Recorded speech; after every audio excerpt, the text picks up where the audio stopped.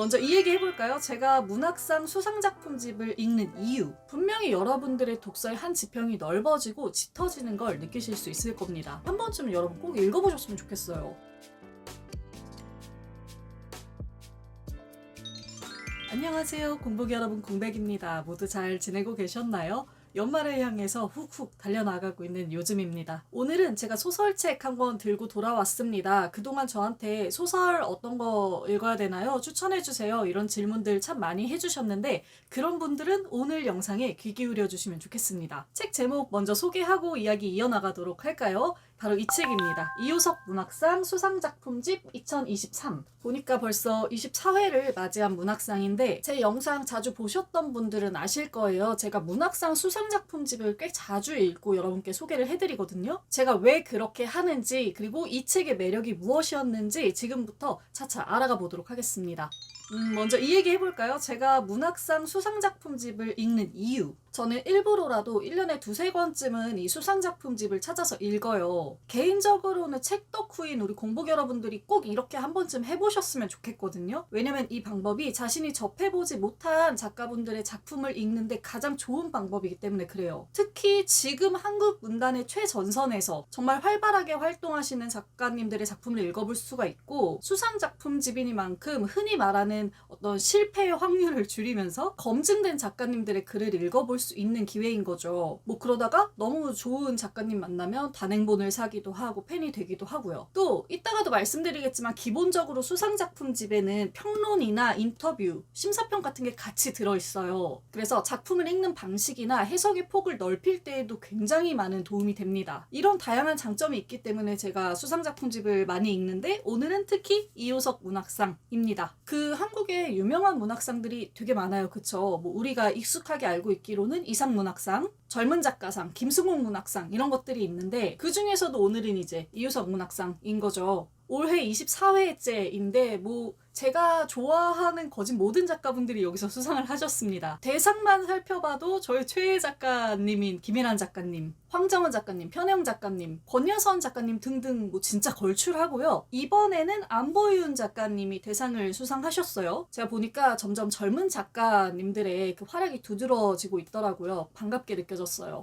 이번 이효석 문학상 수상작품집에는 총 8편의 소설이 실려 있고요. 이 외에도 인터뷰, 작품론, 신사평 등이 실려 있습니다. 그냥 지나치기에는 소설들이 다 좀 제 취향이었어서 간단하게나마 하나하나씩 다 소개를 해보려고 해요. 자, 처음으로 일단 대상 수상작인 안보윤 작가님의 애도의 방식은 학교폭력에 관한 이야기입니다. 피해자와 가해자 이렇게 두 학생이 있는데요. 어느 날 이 가해자 친구가 돌연 사망해요. 그리고 마침 그 자리에 함께 있었던 게 이 피해자 친구거든요. 그래서 이제 사방에서 이 피해자 친구에게 사건의 진상을 묻기 시작하는 거죠. 자기가 학교폭력의 피해자였다는 걸 밝히면 뭔가 정황상 심리적으로 좀 더 의심스러운 상황이기 때문에 이 피해자 친구는 그저 아무 일도 없었다라고 말할 수밖에 없는 상황입니다. 학교폭력의 피해자였는데도 불구하고요. 그래서 이런 아이러니한 상황을 굉장히 유려하게 그려낸 게 바로 이 대상인 애도의 방식인데 이 작품 만장일치로 대상 선정됐다고 하거든요. 저도 굉장히 좋았고요. 이 대상 수상작과 더불어서 안보윤 작가님의 자선작인 너머의 세계도 함께 실려 있는데요. 마찬가지로 이 작품도 학교를 배경으로 합니다. 그런데 이번에는 교사가 이야기의 중심이 돼요. 읽어보면 정말 진이 빨릴 정도로 핍진성 있는 이야기고요. 지금 이 화제가 되고 있는 이슈와도 굉장히 맞물려 있어서 여러모로 인상 깊었던 소설이었어요. 자, 이렇게 대상 작품과 그 자선작 소개해드렸고요. 이번에 우수 작품들이 저는 개인적으로 굉장히 다채롭고 재밌었다고 생각해요. 이 작품들도 간단하게 좀 소개해드려볼게요. 첫 번째 소설은 강보라 작가님의 소설이고요. 뱀과 양배추가 있는 풍경입니다. 요거는 우연찮게도 제가 최근에 굉장히 관심 가지고 있는 주제를 담고 있는 소설이었어요. 이게 뭐냐면 바로 취향의 계급성입니다.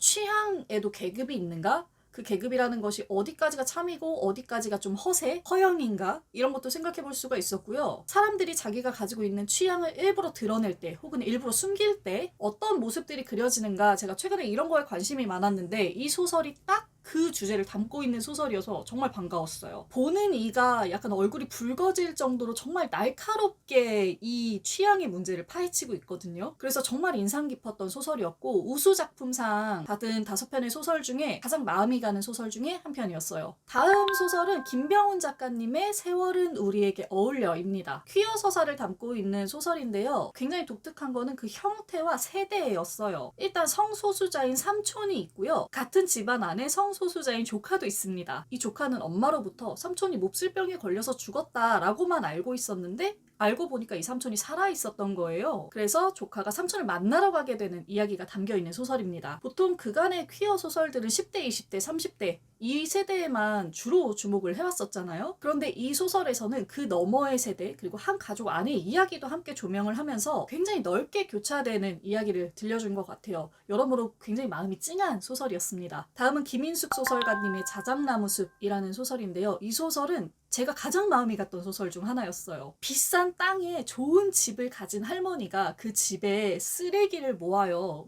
흔히 말하는 호더죠. 그리고 이 집이라는 유산을 내내 그리면서 살아온 어머니와 화자에 대한 이야기가 담겨있는 소설이에요. 이 뭔가 질깃질깃한 욕망과 애증이 굉장히 잘 묻어나는 작품이었습니다. 한눈에 봐도 작가님이 진짜 베테랑이구나 하는 게 느껴질 정도로 굉장히 카리스마가 있는 소설이었고요. 소설이지만 좀 긴 시를 읽는 것처럼 그 문체나 표현이 너무너무 아름다워서 읽고 나서도 굉장히 긴 여운이 남았던 작품이었어요. 이 소설 진짜 좋았고 또 다음 소설로 넘어가 보자면 신주희 작가님의 작은 방주들이라는 소설이 있습니다. 요거는 진짜 시기적절한 소설이었는데요. 주인공의 친구가 그 암호화폐 전자지갑을 만드는 회사에서 일을 해요. 그러다가 이 암호화폐가 어그러지면서 많은 피해를 입고 또 많은 피해를 주고 그대로 행방불명 돼버립니다. 요 시기에 딱 걸쳐서 화자 역시 갑작스럽게 거의 해고에 가까운 대기 발령을 받게 돼요. 이런 일들 사이에서 우리가 어떻게 스스로를 구하고 또는 타인을 구할 수 있을지, 삶에 어떤 장치들을 설치해야 도대체 이 삶을 구원해낼 수 있을지, 우리 삶을 안전하게 실어 나를 수 있는지에 대해서 생각해보게 하는 소설이었습니다. 마지막 수상 작품은요, 지혜 작가님의 북명 너머에서입니다. 한국의 70년대를 배경으로 쓰여진 소설인데요. 머릿속에서 이 시대의 이미지가 바로 그려질 정도로 배경이 굉장히 생생하게 묘사된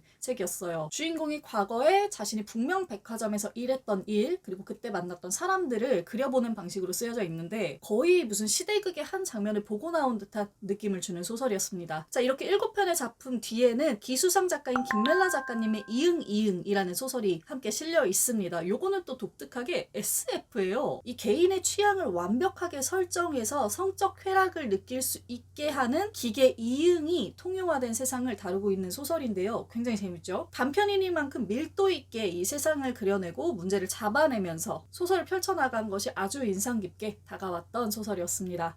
여기까지 제가 이효성 문학상에 실린 8편의 소설을 소개를 해드렸는데요. 개인적으로는 이 소설들만큼 더 좋았던 것이 있었어요. 이게 뭐냐? 바로 대상 수상 작가님의 수상 소감이랑 인터뷰였어요. 제가 이거를 읽으면서 이번에 뭘 느꼈냐면 한 작품을 이렇게 여러 각도에서 이야기를 들어볼 때, 그리고 그것이 만들어진 과정에 대한 이야기를 들을 때 거기서 오는 재미가 엄청나구나, 그리고 이거를 들음으로써 한 작품에 대한 애정이 이렇게 커지는구나 라는 생각을 했습니다. 또 더불어서 작품론이나 심사평처럼 이 작품들에 대해 해석해주는 이야기들, 이게 또 굉장히 날카롭고 유려하게 재미있게 쓰여져 있어요. 그래서 이것들을 보는 재미가 정말 컸습니다. 아쉽게도 인터뷰는 대상 수상 작가님의 인터뷰만 실려 있는데 다른 분들의 인터뷰도 실려 있었으면 좋았겠다라는 아쉬움이 들 정도였어요. 물론 그렇게 하면 책의 페이지 수가 한 500페이지는 되니까 좀 어렵겠죠.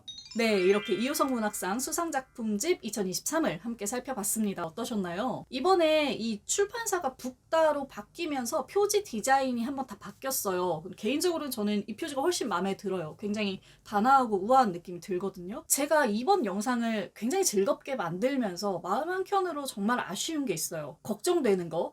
보통 수상작품집을 리뷰하면 조회수가 잘 안 나와요. 이상하게도 이 수상작품집에 대한 관심도가 아직은 조금 적거든요. 약간 뭐 한국문학 관계자나 그 매니아들만 보는 것이다 이런 생각도 가지고 계신 것 같고요. 그런데 진짜 한 번쯤은 여러분 꼭 읽어보셨으면 좋겠어요. 한국 문학의 새 얼굴들, 흐름들 그리고 다채로운 평가들을 읽으면서 분명히 여러분들의 독서의 한 지평이 넓어지고 짙어지는 걸 느끼실 수 있을 겁니다. 여러분이 이 수상작품집을 꼭 가까이 하기를 바라는 마음으로 저도 앞으로 자주자주 소개해드리도록 할게요. 자, 그러면 오늘 영상 이쯤에서 마쳐보도록 하겠습니다. 마지막까지 시청해주신 우리 공복 여러분 너무너무 감사드려요. 저는 다음번에 또 좋은 책 이야기 들고 돌아올게요. 여러분들 모두 멋지게 책 읽는 시간 되세요. 공백의 책단장이었습니다. 안녕.